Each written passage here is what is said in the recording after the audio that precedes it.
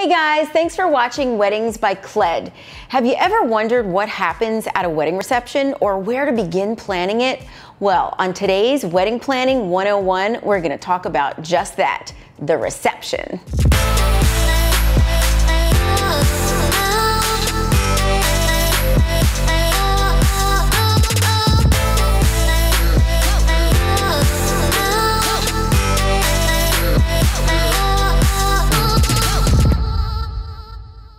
So, planning the reception. This is a pretty important part of the entire wedding planning process because the reception is where you and your guests are going to spend the majority of their time.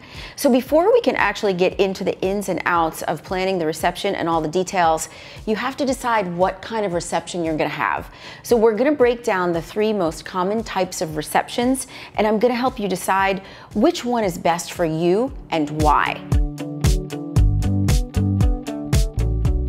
So there's 3 kinds of receptions. The first one is a sit-down dinner. This is very traditional.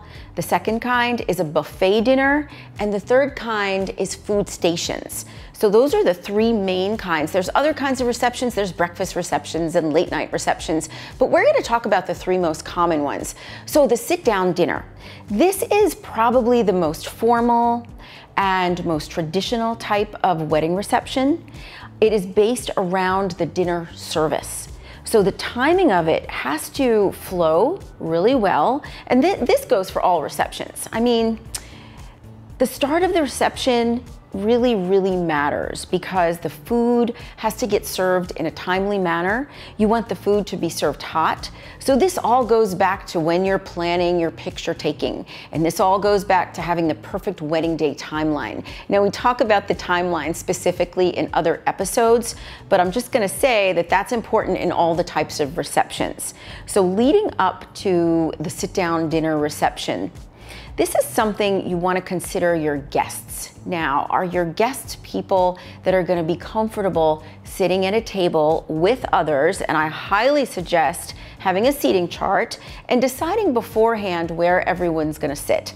You've heard me talk about this before. This is the most orderly and timely way to do it. I highly recommend putting that seating chart out at the cocktail hour. Don't just put it outside of the ballroom because then before they come in, they're gonna form a big line and there's gonna be this big bottleneck and that's gonna take another 15 minutes. So when you put that seating chart out at the cocktail hour, it gives guests an opportunity to see where they're sitting, see who they're sitting with, and it's a conversation starter. Be like, hey, I'm at 13, where are you? Or we're together at table 7. And then when they're walking into the ballroom, they already know where they're going to be seated. So if you feel like your guests are comfortable with a formal sit-down dinner type of scenario where they're going to be sitting with other people at a table that you pick for them, and they're going to be served by a server. Now, I really like to see a preset entree or starter when we do a wedding reception, and that way it speeds things up a little bit because it's one less clearing that your catering staff has to do. Say there's a salad, or you can't do a hot soup because it'll get cold, but maybe a room temperature soup or some type of pasta or antipasto just to start with. So when they first get seated and after your blessing or your toast or whatnot, they can dig into that first course. Catering can be in the background getting the second course staged and ready. And then that first course is removed and you're on to your second course. If it's a super formal dinner, you might be doing a palate cleanser, which is where you have like a sorbet or something in between courses, cleansing your palate for the next course to come. I know that's super bougie, but it's really cool. And in between the courses at a sit-down dinner, I like to do things like toasts, for instance, because you have everyone in the room captive. And it also helps the timeline for later in the evening. So when the actual dinner is finished, you can get on to the first dances, the family dances, and all the other festivities that happen in the wedding. Now, for a sit-down dinner, it's really important that your caterers have enough servers to handle all the tables. I like to see 1 server for every 2 tables. If you have about 8 guests at every table, that is a really important question to ask your caterer. so that you can make sure your guests get served in a timely manner.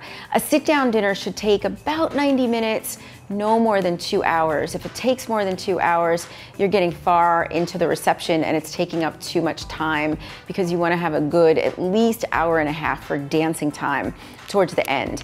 Typically at a sit-down dinner, we're not getting up and dancing during the receptions. In certain cultures, we do.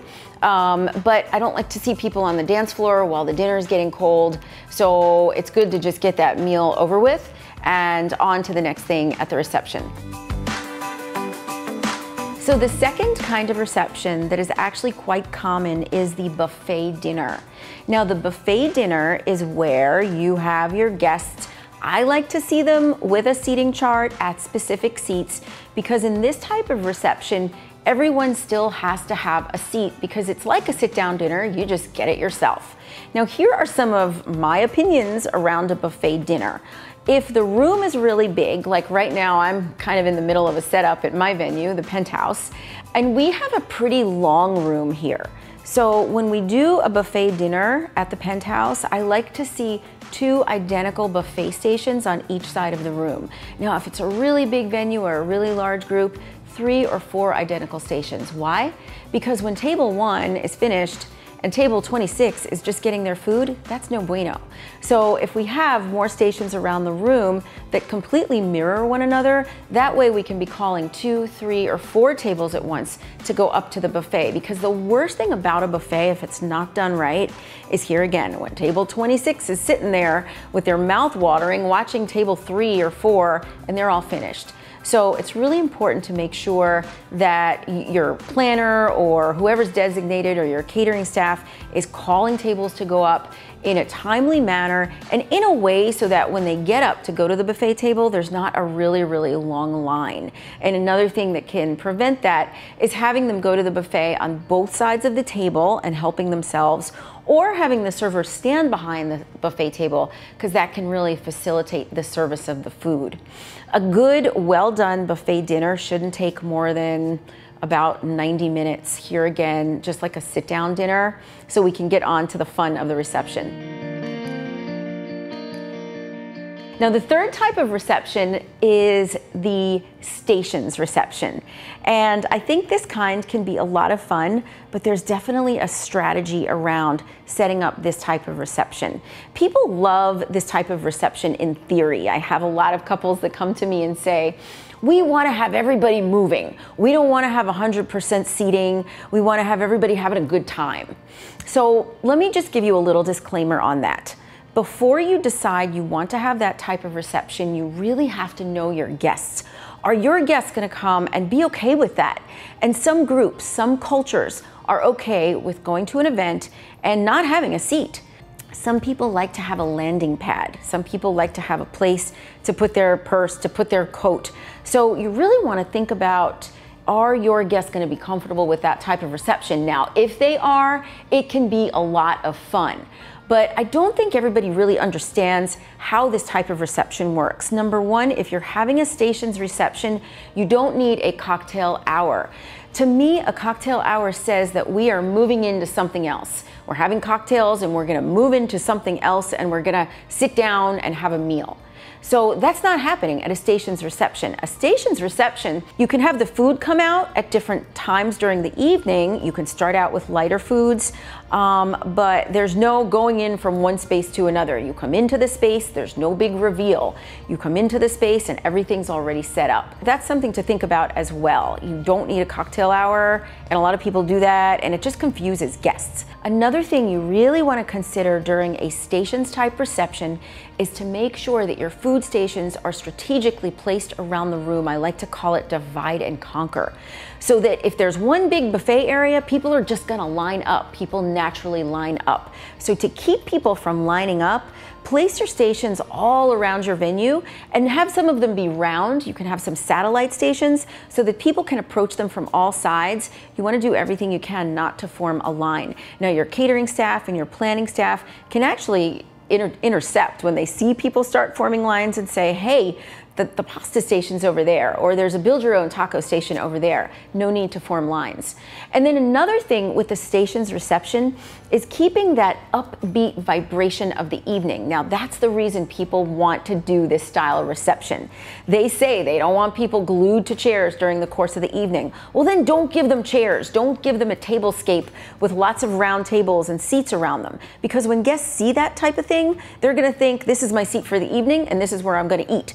You wanna have different styles of seating. You wanna have, I like to have like communal tables and soft seating and furniture and different nooks and crannies. So this is a really fun way to do a reception, but it takes a lot of planning.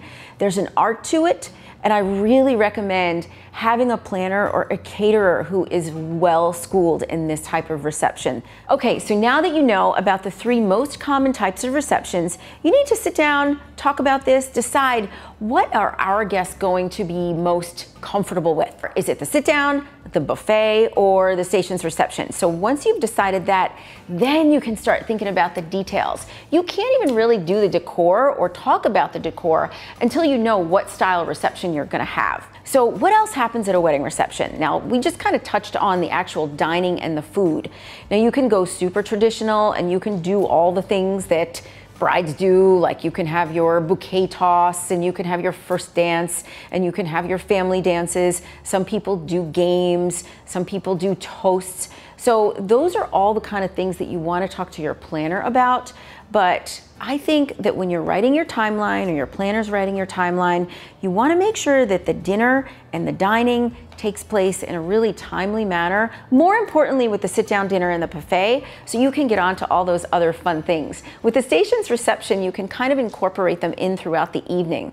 But with the buffet and the sit-down dinner, you want to make sure that everybody is fed so that they can get their butts out of those seats and they can start their dancing and start doing all the other festivities. So I hope that gives you a little insight into the 3 most common types of receptions, and hopefully it'll help you choose which one is best for you. Now, I want you to watch my video on the ceremony and breaking that down, because that'll give you a lot of insight into that portion of your wedding planning. You guys, thanks so much for watching Weddings by Cled. Thanks for allowing me a little break today in the middle of my setup of this reception at the Penthouse this evening. Please subscribe as always and go to my website, CarolineLaRocca.com, for more information on wedding planning.